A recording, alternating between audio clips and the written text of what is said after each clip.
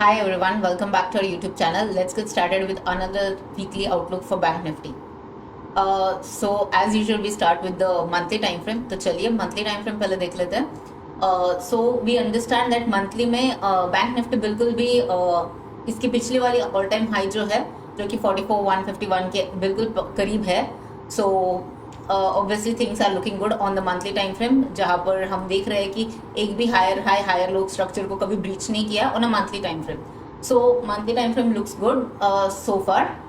जैसे कि मैंने पहले भी ट्वीट किया था कि मंथ या हमने आई गेस पिछले वाले वीकली एनालिसिस में भी बात की थी कि हम मई में भी इसकी फॉलो थ्रू कैंडल अच्छी देखने वाले हैं on a monthly candle basis, जो कि अप्रैल में अच्छी हुई थी और हम मई में भी वो कंटिन्यूएशन देखने के चांसेस ज़्यादा है.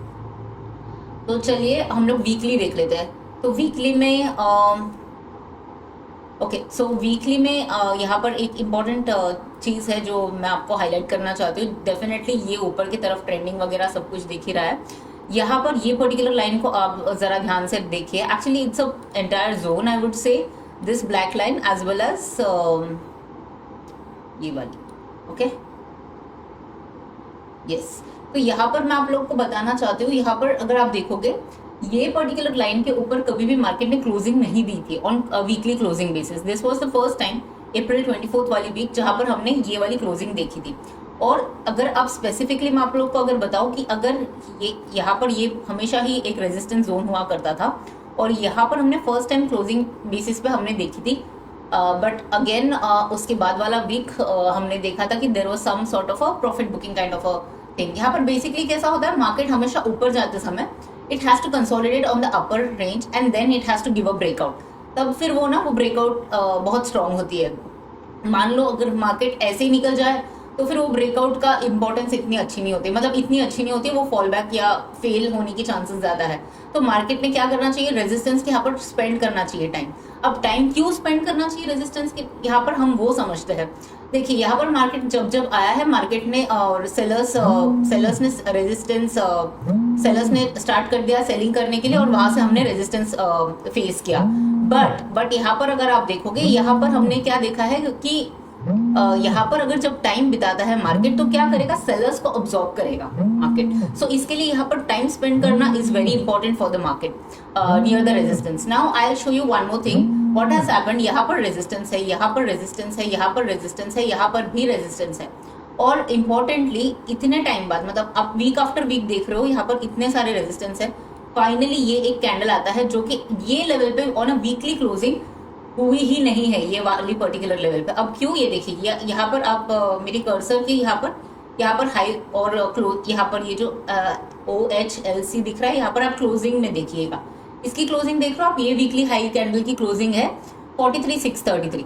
अब ये वाली कैंडल जो हमने लास्ट वीक बनाई उसकी कैंडल की क्लोजिंग देखिए आप 43,793. So isn't it the highest closing on a weekly basis that we have ever got on Bank Nifty charts?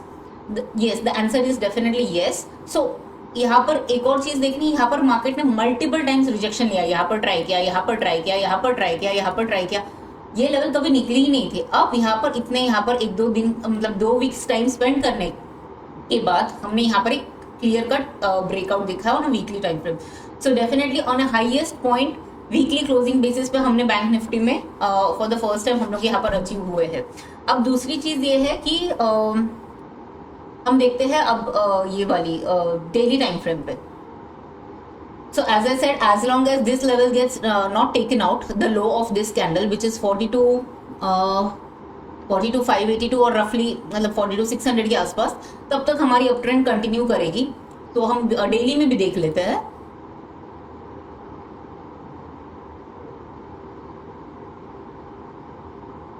तो ठीक है, डेली में तो ये बहुत ही इंटरेस्टिंग लग रहा है बिकॉज ये पर्टिकुलर जोन में हम कभी भी क्लोजिंग नहीं दे पाए थे. अगर आपको याद है, यहाँ पर मैं ड्रॉ कर रही हूँ ये वाली जोन, ठीक है.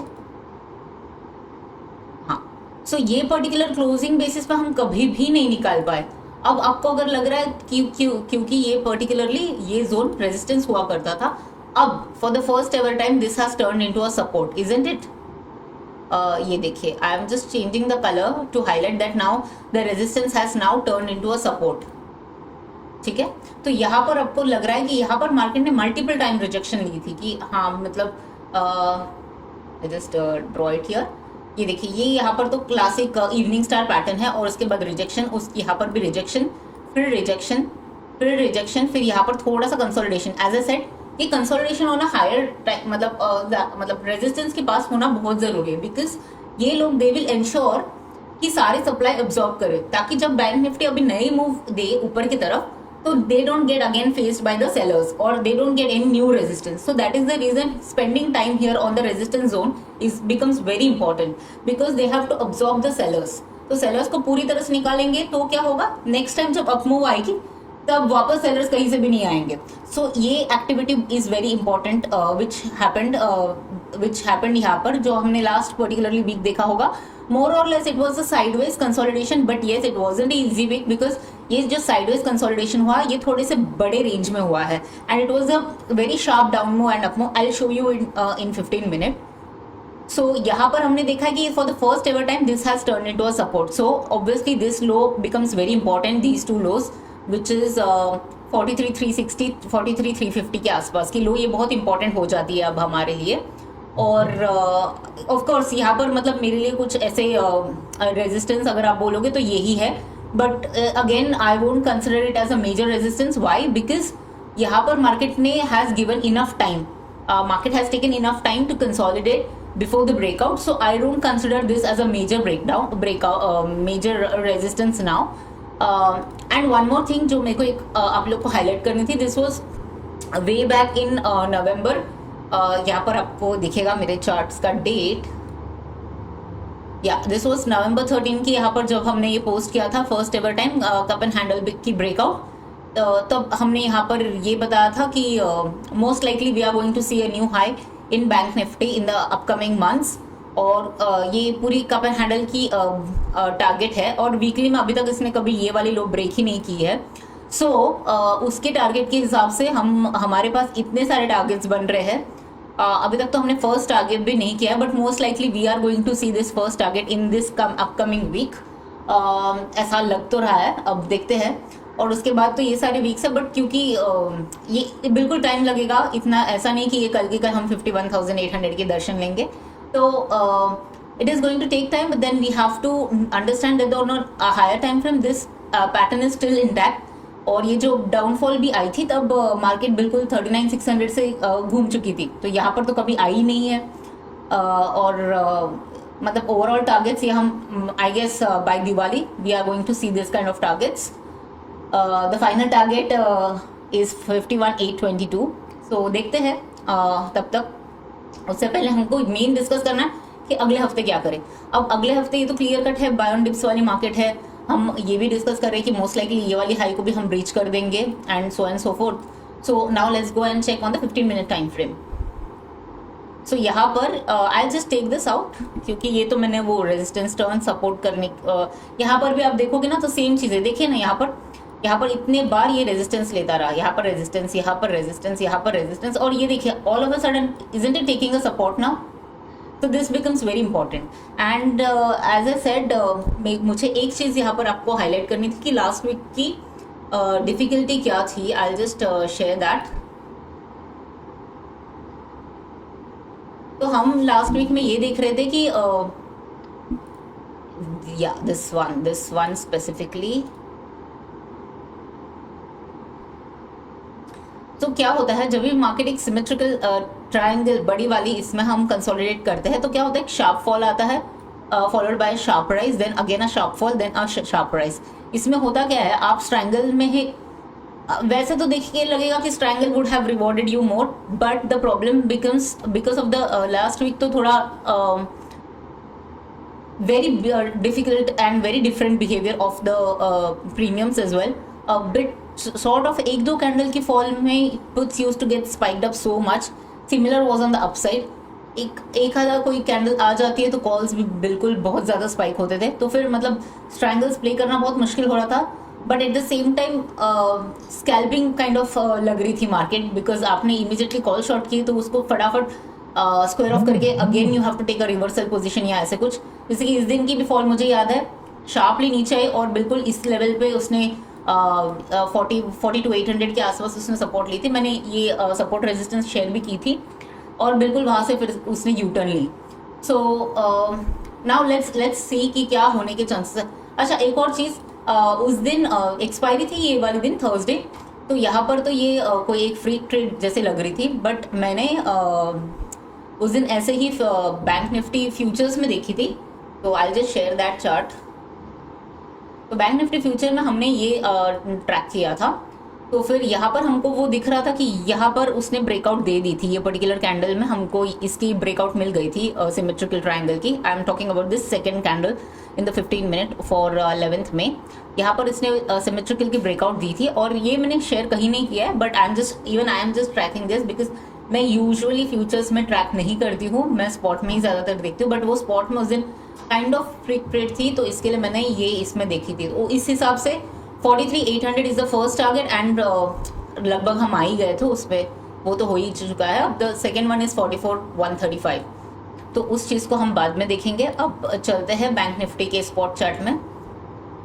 सो ये हम पर्टिकुलरली देख रहे हैं। अब इसको यहाँ पर भी अगर आप देखोगे तो ऐसे ही लग रहा है कि ब्रेकआउट देने के बाद रिटेस्ट किया और फिर मार्केट फिर से दोबारा ऊपर की तरफ जाने की कोशिश कर रही है। अब मेन चीज़ क्या है, तीन चीज़ें हो सकती है।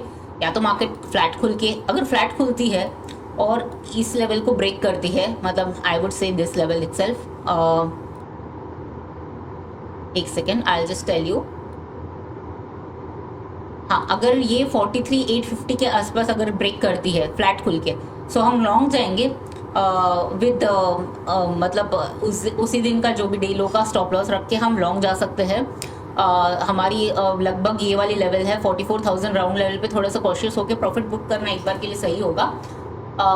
या तो फिर ट्राइटली ट्रेल कीजिए, अगर ऊपर जाना है तो और ऊपर जाएगा उसके बाद ही। The other one would be, अगर फ्लैट खुलता है और ये ब्रेक नहीं करता है एंड देन ऐसे ही साइडवेज घूमता है, तो फिर then wait out for the next move, trending move के लिए।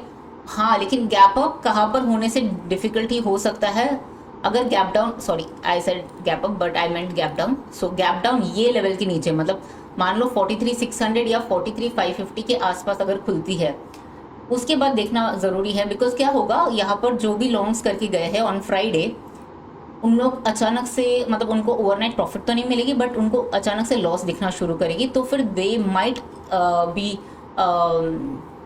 मतलब they might be forced to close their positions in the loss, so then that will have a domino effect.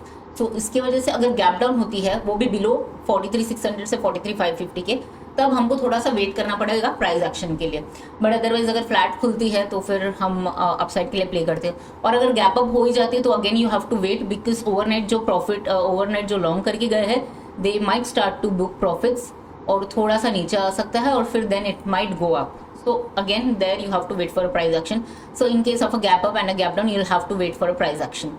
So yeah, I guess that's about it. So अगर आप लोग को ये bank Nifty की analysis पसंद आई होगी तो please like, share and subscribe to our YouTube channel. Also do comment whatever your thoughts are about this particular analysis, कि आपको कैसी लगी, क्या होनी चाहिए और इसके बारे में. And for those of you who really want to shorten their learning curve, and for those of you who want to learn from me and Aditya, they can definitely check out, मैं description box में डालूंगी details. They can check out our upcoming workshop. तो अगर आप interested है तो आप enroll कीजिएगा. That's about it. Thank you very much for your time. Bye bye.